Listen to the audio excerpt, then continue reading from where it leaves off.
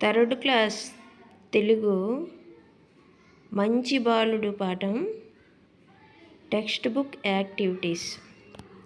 చదవడం, వ్యక్తపరచడం. ఇక్కడ ఒక పేర ఇచ్చారు.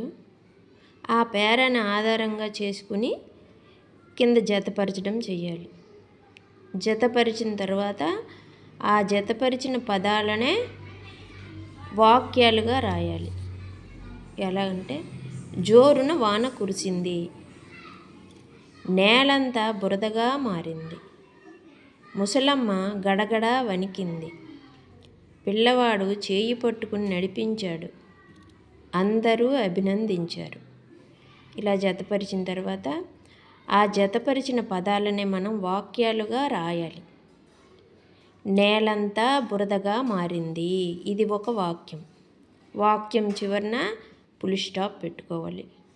ముసలమ్మ గడగడ వణికింది, ముసలమ్మ గడగడ వణికింది ఇక్కడ రాసాం. మూడోది. నాలుగోది, పిల్లవాడు చేయి పట్టుకుని నడిపించాడు. నాలుగోది. 5, అందరూ అభినందించారు. ఐదోది.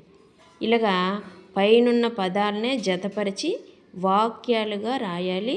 ప్రతి వాక్యం చివరన ఫుల్ స్టాప్ అనేది పెట్టుకోవాలి. నెక్స్ట్, అమ్మ ఎవరికైనా అమ్మే అని కింది వానిలో ఎవరన్నారు? బాలుడు అన్నాడు. బాలుడు ఆ అనేది మనం ఆప్షన్గా ఎంచుకోవాలి. తర్వాత పదజాలం కుర్చీ, కుర్చీలు. ఇక్కడ ఏకవచనం, బహువచనం ఇచ్చారు. ఏకవచనం అంటే ఏదైనా ఒకటి ఉండాలి. ఏదైనా ఒకటి ఉంటే దాన్ని ఏకవచనం అంటారు. ఒకటి కంటే ఎక్కువ 2 కానీ 3 కానీ 4 కానీ ఏవైనా 2 కానీ 2 కంటే ఎక్కువ కానీ ఉంటే దాన్ని బహువచనం అని అంటాం. ఇక్కడ కొన్ని ఏకవచనాలు ఇచ్చారు, వాటికి బహువచనాలు రాయమన్నారు. పలక, పలకలు, తలుపు, తలుపులు, కడవ, కడవలు, చెట్టు, చెట్లు. నెక్స్ట్,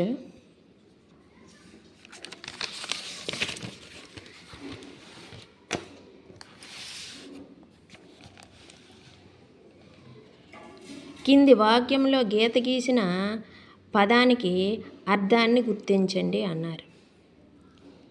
మెదలక ఎవరి త్రోవనే వారు పిల్లలు పెద్దలు పోతున్నారు. త్రోవనే అనేదానికి అర్థం దారి. కాబట్టి మనం ఇక్కడ ఆ అనే ఆప్షన్ని రాసుకోవాలి. కింది వాక్యంలో గీత గీసిన పదానికి వ్యతిరేక పదాన్ని గుర్తించండి అన్నాడు. నెమ్మదిగా. నెమ్మదిగా అనేదానికి వ్యతిరేక పదం ఏంటవుతుందంటే వేగంగా. వేగంగా వెళ్ళండి అంటాం కదా, అలాగా. తర్వాత స్వీయ రచన. స్వీయ రచనలో మనము ప్రశ్న జవాబులు రాయాల్సి ఉంటుంది. 1వ ప్రశ్న, నేలంతా బురదగా ఎందుకు మారింది? ఇప్పుడు ఈ స్వీయ రచన చూద్దాం. నేలంతా బురదగా ఎందుకు మారింది? జోరున వాన కురవడం వలన నేలంతా బురదగా మారింది. 2వది, గేయ కథలో అబ్బాయి స్నేహితులకు అమ్మ గురించి ఏమని చెప్పాడు? అమ్మ ఎవరికైనా అమ్మే అన్నాడు. ఏదో ఒకరోజు మా అమ్మకు కూడా ఎవరో ఒకరు సాయం చెయ్యాలి కదా అన్నాడు. 3వ ప్రశ్న, మంచి బాలుడు కథలోని నీతిని 2 వాక్యాల్లో రాయండి. కష్టాల్లో ఉన్నవారికి సాయం చెయ్యాలి. ఏదో ఒకరోజు మనకి కూడా ఇతరుల సాయం అవసరం అవుతుంది. 4వ క్వశ్చన్, వర్షం వచ్చినప్పుడు మీరు ఏ పనులు చేస్తారు? కాగితం పడవలు చేసి వదులుతాం. వర్షం వచ్చినప్పుడు మాకు ఆనందంగా ఉంటుంది, గెంతులు వేస్తాం. ఇంకా ఏమైనా రాయించవచ్చు. బాలుడు ముసలమ్మకు ఎలా సహాయం చేశాడో రాయండి. జోరు వానలో గడగడ వణుకుతూ నడుస్తున్న ముసలమ్మను చేయి పట్టుకుని రోడ్డు దాటించి ఆమెను వాళ్ళ ఇంటి దగ్గర దిగబెట్టి వచ్చాడు. ఇవి 5 ప్రశ్నలు మనకి స్వీయ రచనలో వస్తాయి. 6వ ప్రశ్న, మంచి బాలుడు గేయ సారాంశాన్ని సొంత మాటల్లో రాయండి. గేయ సారాంశం దీనికి రాసుకుంటే సొంత మాటల్లో సరిపోద్ది.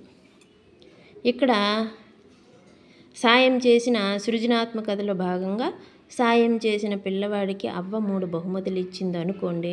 ఆ తర్వాత ఏం జరిగిందో ఈ కింది చిత్రాలు చూసి కథ చెప్పండి, సొంత మాటల్లో రాయండి అన్నారు. ఇప్పుడు మనం ఇది చూడాలి.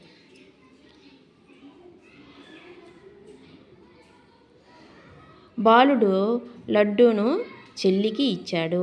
ఇలా మనము అందంగా చక్కగా రాసుకోవాలి. ఈ 2 గీతల మధ్యలో చక్కగా రాసుకోవాలి. ఒక పదంకి దూరం కొంచెం ఉంచుతూ ప్రతి అక్షరము గుండ్రంగా వచ్చే విధంగా రాసుకోవాలి. ఈ 2 గీతల మధ్యలో చివరన ఫుల్ స్టాప్ పెట్టుకోవాలి. నెక్స్ట్, బాలుడు చెల్లి కలిసి మొక్కను నాటారు. బాలుడు చెల్లి కలిసి మొక్కను నాటారు. మీకు ఇక్కడ గీతలను ఆధారంగా చేసుకుని రాయాల్సి ఉంటుంది. తర్వాత, బాలుడు తాతకు విసనకర్రతో విసిరాడు. బాలుడు తాతకు విసనకర్రతో విసిరాడు. నెక్స్ట్,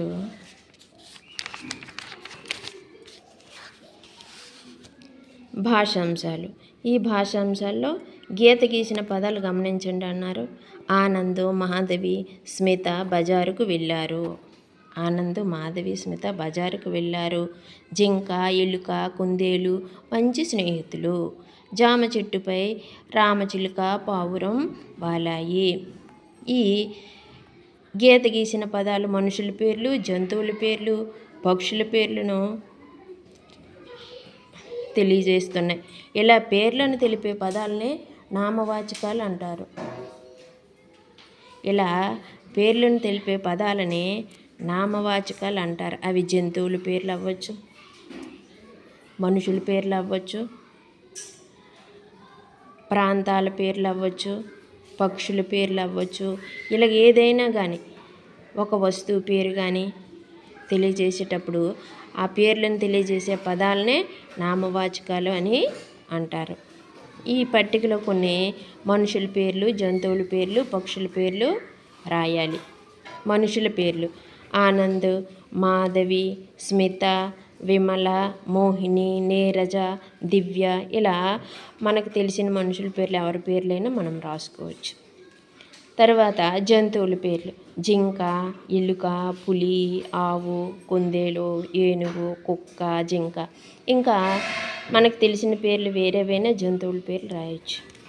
తర్వాత పక్షుల పేర్లు: పావురం, రామచిలుక, పిచ్చుక, కాకి, కొంగ, గ్రద్ద, కోకిల, నెమలి. ఇవి పక్షుల పేర్లు. వీటన్నింటినీ నామవాచకాలు అంటాం. నామవాచకం అంటే పేర్లను తెలిపే పదాలని వస్తువైనా, జంతువైనా, మనిషి అయినా, పక్షి అయినా, ఒక ప్రాంతమైన ఏదైనా కావచ్చు.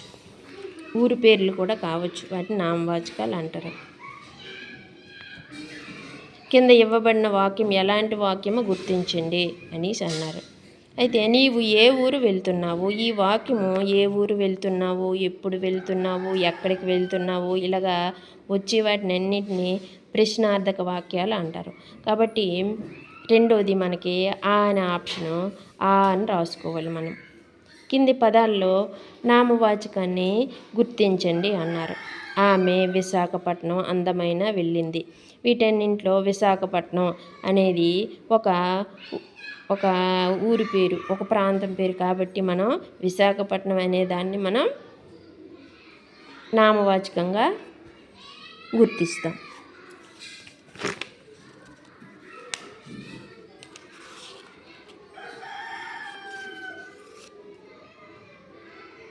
ఓకే.